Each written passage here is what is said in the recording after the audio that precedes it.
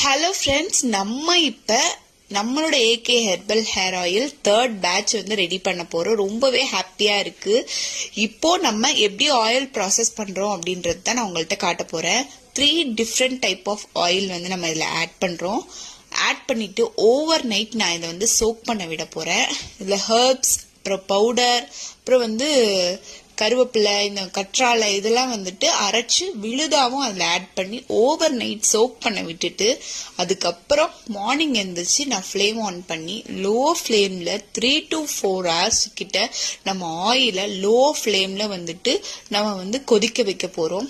முடிச்சதுக்கு அப்புறமேட்டு தான் நம்ம அதை 1 day ஃபுல்லாக அப்படியே கூல் டவுன் பண்ண விட்டுட்டு அதுக்கு அடுத்த நாள் தான் நம்ம அதை ஃபில்டர் பண்ணி எடுத்து நம்ம பாட்டில்ஸ் ஃபில் பண்ண போகிறோம். கிட்டத்தட்ட நம்ம ஆயில் ரெடி பண்றதுக்கு மட்டும் 3 நாள் ஆகும். அது நல்ல காடா துணியில போட்டு நல்ல ஃபில்டர் பண்ணி எடுத்ததுக்கு அப்புறமேட்டு நம்மளோட ஆயிலை பாருங்க, சும்மா கருன்னு செம்மையா இருக்கு. நம்ம ஆயிலை அப்ளை பண்றதுனால இளநரை, பேன், ஈறு, பொடுகு நல்லாவே உங்களுக்கு ஹேர் ரீக்ரோத் ஆகும். என்னோட பிஃபோர் அண்ட் ஆஃப்டர் பிக் நான் போடுறேன். என்னோட 6 months முன்னாடி என்னோட ஹேர் எப்படி இருந்துச்சு, ஆஃப்டர் 6 months எனக்கு எப்படி இருக்கு. எனக்கு 2 பேபி டெலிவரி ஆயிருக்கு. இப்போவும் என் முடி கருப்பா அடர்த்தியா செம்மையா இருக்கு. உங்களுக்கும் என்ன மாதிரி ஹேர் ரீக்ரோத் ஆகணும், நல்ல டென்சிட்டியா இருக்கணும், திக்கா இருக்கணும் அப்படின்னு நினைக்கிறவங்க கண்டிப்பா நம்ம ஹெர்பல் ஹேர் ஆயில வாங்கி யூஸ் பண்ணி பாருங்க.